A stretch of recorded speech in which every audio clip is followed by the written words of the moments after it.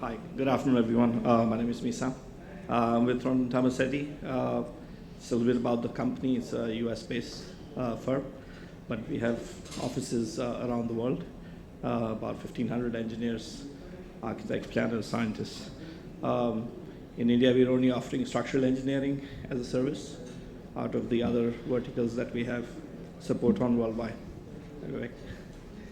The project I'm talking about today is the Earth Enclave project. It's a redevelopment residential project. The team is, so it's the Earth Group is the client. Access Architects are the architects on the job. Of course, TT is doing the structure. JSSL is helping us with the structural steel fabrication. And erection, Mesa are the project management consultants.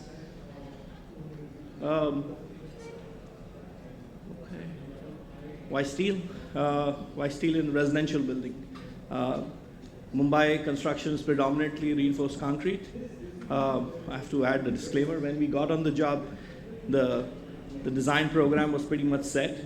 They wanted to do the building in steel. Their reasons being because lighter, faster, erection time. As surprising as it is in Mumbai, steel is faster than concrete, which would be contrary in New York. Concrete would be at a faster cycle than steel. But so is the case in India. Steel is faster than concrete. And the other is lighter construction. I think there's some part to do with rehab buildings where you have to maintain a carpet area for giving back to the tenants in the building. And steel offered the option of maintaining compact column sizes. So that's the story why steel. So the project description, there are two towers. There's which share a common podium. Okay, if I walk, can you still hear me? Hello? Yeah? Okay. So there are two towers which share a common podium. You have, so at the base you have an 8-story podium. You have a 13-story rehab and a 35-story above the podium. Same tower. The podiums are for parking. The base, we have a single basement, which is mostly for services, and the entire tower is supported on a pile foundation.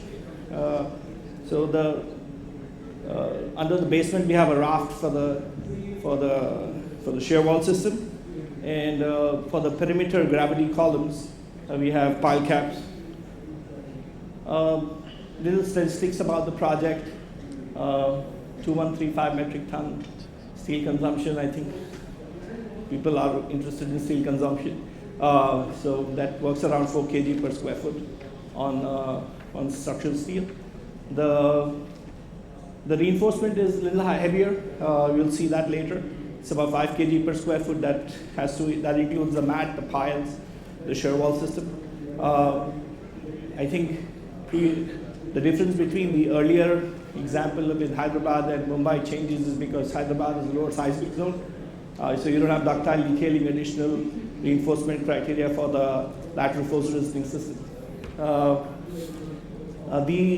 The client is also was interested in exploring more ways of economizing and even using try to use the best in technology for cutting down. He had a thought process for the environment too. So he was receptive on utilizing GGBFS to reduce cement content in the mixes.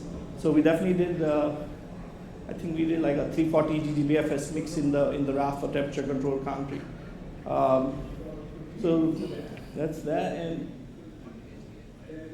I think we discussed the project already. Here's the rehab portion of the floor.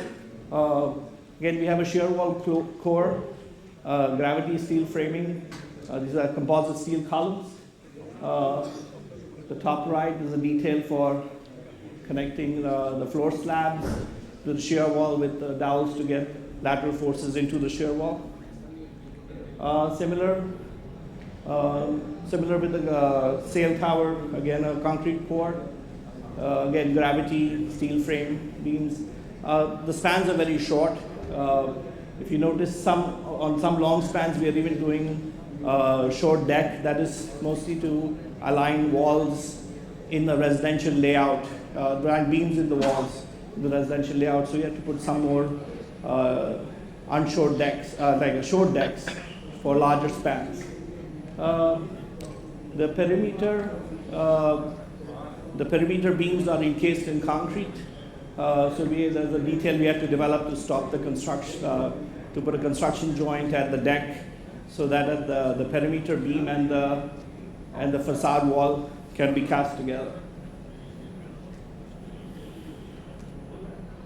Next slide. Here's the common podium, which is the two RC cores are connected. We'll get a little bit about the podium later. The podium has some complexity in sloping steel framing. Like I was saying earlier, the lateral system is concrete core, and you have pretty much gravity system at the perimeter. Because 172 meter building, we are also trying to satisfy the India Tall Building Code 16700. So we had to proportion the core in a certain manner that the first couple of modes had to be in translation, and then there should be a difference between the translation and the torsion modes that is specified in the Tall Building Code. Definitely a wind-governed building, a little slender in the X direction, so crosswinds did govern. We did get a wind tunnel test organized for this building. CPP did the wind tunnel test.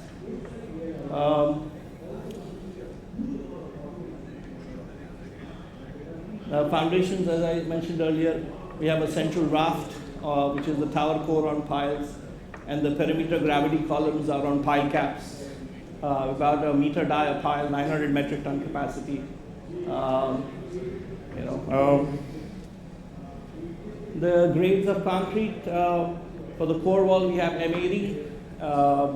So similarly for the gravity columns, there was a discussion about concrete filled tube earlier versus the like a steel shape encased in concrete.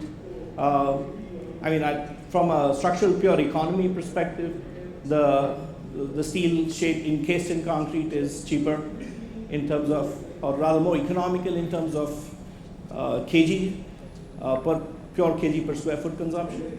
But I agree that the concrete filled tube does present an advantage from speed of construction, and I think that's the balance that needs to be struck off, because that's the encasement is an additional activity that needs to be done later.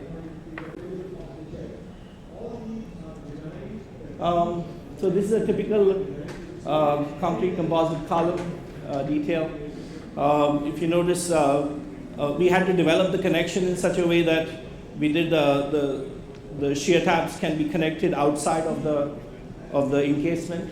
That allowed the steel fabricator to erect the steel beams in advance and move on, and then the encasement can happen later.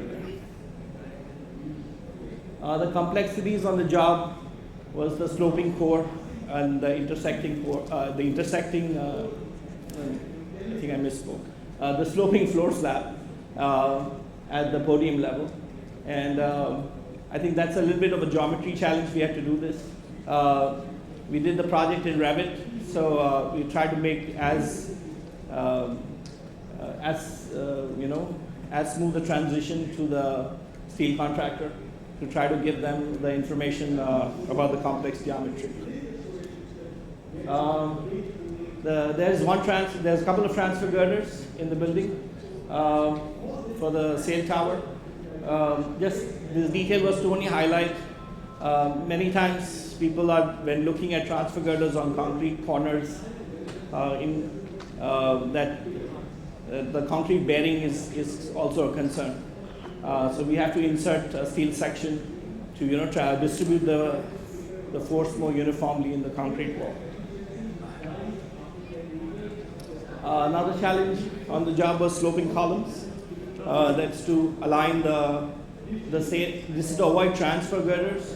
So we had sail tower grids coming in on the parking level or in the shops.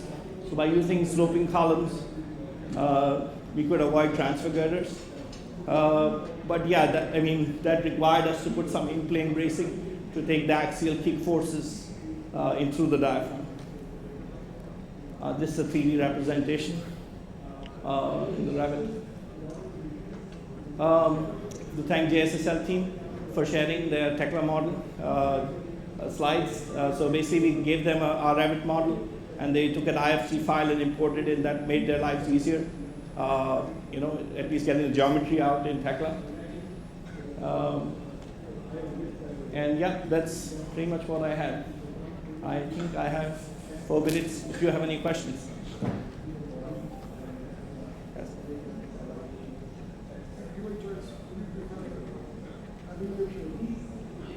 Aluminum shuttering. For this, so the core right now, the core is on a jump form currently. So that's an auto self-climbing system. The steel comes in later. But in this particular building, we could not do aluminum shutter because the columns are transferring into the shops below. If the aluminum shutter system, oh, you mean an RC building? It could potentially be done as an RC building also, but you'll have an impact of. I don't have a preference as a structural engineer. I can design to whatever our client requires, right? If they want to design a concrete building, I design a concrete. Yeah. Yes, yes. Yes.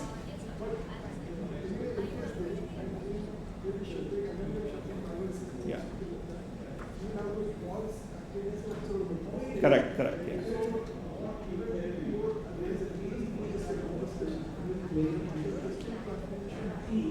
Yes. So it's a different system altogether. For this particular project with the tight site in which it's arranged in, I would not recommend an aluminum system because that would create a huge transfer cost to the client, because the aluminum column grids or walls would not be able to come through the podium and through the shops below, and that would create more premium to the client. So in this particular scenario, I think as compact and as tight a solution that could be provided is being provided. If the architect is here.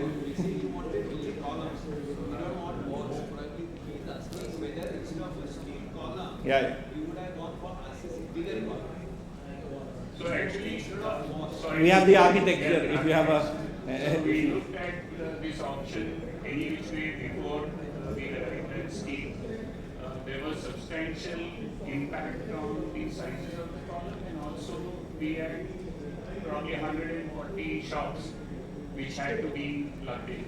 So it was becoming very, very difficult. All those have to be given. The rehab shop is what is called as MOFA cafe, which is clear of walls and the shear walls. So as it is, the ground floor shops are now ground plus 1 plus part 2. So we could not even fit all of them on the ground floor. It had to be fitted. Otherwise, what would have been? No, so to be honest, multiple. So we all sat together with clients. We realized that one, you can get the rehab guys much faster acting after you start. So this is huge saving. So what we worked out was substantial. We would override any cost implication at all. The other, of course, was related to the had to. So most of the shops wanted themselves on the ground floor, which we could not have done if we would have done conventional concrete. So, I mean, in this case, probably we didn't have a shop. Any other questions? Yes. You mentioned like steel and RCC consumptions. Yes. So the.